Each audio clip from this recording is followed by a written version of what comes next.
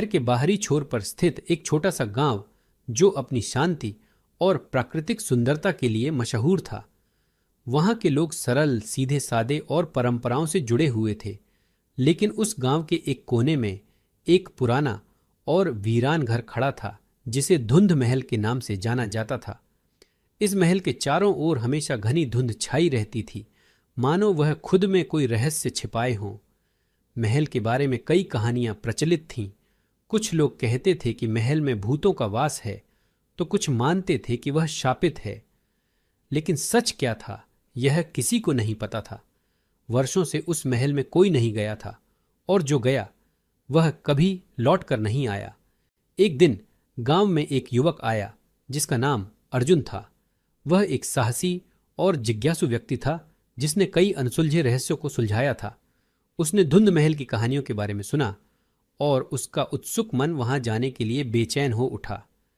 गांव के लोग उसे रोकने की कोशिश करते रहे, लेकिन अर्जुन ने किसी की नहीं सुनी। उसने ठान लिया कि वह धुंध महल के रहस्य को उजागर करके रहेगा। रात का समय था जब अर्जुन महल की ओर रवाना हुआ। धुंध घनी होती जा रही थी और महल का रास्ता धीरे धीरे धुंध में गुम हो रहा था। अर्जुन ने अपने साथ एक टॉर्च और एक रस्सी रख ली थी। जैसे जैसे वह महल के करीब पहुंचा, उसे एक अजीब सा एहसास होने लगा। उसके चारों ओर एक भयावह सन्नाटा छा गया था। सिर्फ उसकी कदमों की आहट सुनाई दे रही थी। महल के दरवाजे पर पहुंचकर अर्जुन ने धक्का मारा और दरवाजा चरमराते हुए खुल गया। अंदर घुप अंधेरा था, लेकिन उसकी टॉर्च की रोशनी ने कुछ हद तक रास्ता दिखा दिया। महल के अंदर की दीवारें धूल और जालों से भरी थीं। ऐसा लग रहा था मानो वह जगह सदियों से वीरान पड़ी हो। अर्जुन ने महल की हर दिशा में जांच करना शुरू किया।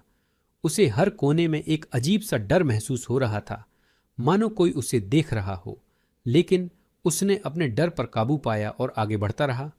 तभी उसे एक बड़े हॉल का दरवाजा दिखा। दरवाजा थोड़ा खुला हुआ था और उसके पीछे से हल्की रोशनी छनकर बाहर आ रही थी। अर्जुन ने दरवाजे को और खोला और अंदर झांका। वह देखकर हैरान रह गया। हॉल के बीचों बीच एक विशाल दर्पण रखा हुआ था और उसके सामने एक पुरानी कुर्सी पर एक वृद्ध व्यक्ति बैठा हुआ था। अर्जुन को देखकर वह व्यक्ति मुस्कुराया, मानो वह उसी का इंतजार कर रहा हो। अर्जुन ने साहस जुटाते हुए पूछा, कौन हो तुम? वृद्ध व्यक्ति ने धीमी आवाज में जवाब दिया, मैं इस महल का रखवाला हूं। अर्जुन ने सोचा, यह कैसे संभव है? इस महल में तो कोई नहीं रहता। वृद्ध व्यक्ति ने अर्जुन के विचारों को भांपते हुए कहा, मैं यही हूं सदियों से। मैं तुम्हारे सवालों के जवाब दूंगा, लेकिन पहले तुम्हें एक सवाल का जवाब देना होगा। क्या सवाल? वृद्ध ने उसकी आंखों में देखते हुए कहा। सच्चाई क्या है? अर्जुन उस सवाल से हैरान हो गया। उसने कई बार सच्चाई की खोज की थी, लेकिन यह सवाल उसके लिए नया था। उसने थोड़ा सोचा और फिर कहा, सच्चाई वह है जो हम अपने अनुभवों और ज्ञान से समझते हैं। वृद्ध व्यक्ति हंसा। तुम्हारी सोच परिपक्व है, लेकिन सच्चाई इससे कहीं अधिक गहरी है। तुम जिस सच्चाई की तलाश में हो वह इस दर्पण के भीतर छिपी है। अर्जुन ने दर्पण की ओर देखा। वह साधारण दर्पण नहीं लग रहा था। उसमें कुछ ऐसा था जो उसे अपनी ओर खींच रहा था। वह धीरे धीरे दर्पण के करीब पहुंचा और उसमें झांकने लगा। अचानक दर्पण में एक तेज रोशनी चमकी और अर्जुन को ऐसा महसूस हुआ मानो वह किसी और ही दुनिया में खिंचता जा रहा हो। जब उसने अपनी आंखें खोलीं तो वह खुद को एक अजीब सी जगह पर पाया। यह जगह पूरी तरह से अपरिचित थी, लेकिन उसमें कुछ ऐसा था जो उसे जाना पहचाना सा लगा। वहां चारों ओर हरे भरे पेड़, चमचमाती नदियां और साफ सुथरा आसमान था। लेकिन उस सुंदरता के बावजूद अर्जुन को एक अनजाना भय महसूस हो रहा था। अर्जुन ने चारों ओर देखा और उसे कुछ दूरी पर एक प्राचीन मंदिर दिखाई दिया। वह मंदिर की ओर बढ़ने लगा। जब वह मंदिर के पास पहुंचा तो उसने देखा कि मंदिर के दरवाजे पर वही वृद्ध व्यक्ति खड़ा था। वृद्ध ने पूछा, तुम्हें यहां क्या मिला? अर्जुन ने कहा, सच्चाई वह है जो हम अपने अनुभवों और ज्ञान से समझते हैं। अर्जुन ने सोचा, यह कैसे संभव है?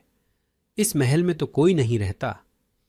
वृद्ध व्यक्ति ने अर्जुन के विचारों को भांपते हुए कहा, यह जगह तुम्हारी आत्मा का प्रतिबिंब है। यह वह दुनिया है जो तुम्हारी सच्चाई को दर्शाती है। अर्जुन ने चौंकते हुए पूछा। लेकिन यह कैसे संभव है? वृद्ध ने कहा। यह महल एक जादुई स्थान है जो हर व्यक्ति को उसकी सच्चाई से परिचित कराता है। जो भी इस महल में आता है उसे उसकी आत्मा का सच्चा रूप दिखाया जाता है, लेकिन बहुत कम लोग इस सच्चाई को स्वीकार कर पाते हैं। अर्जुन ने सोचा, क्या यह सच में मेरी आत्मा का प्रतिबिंब है? क्या यह वह सच्चाई है जिसे मैं जानना चाहता था?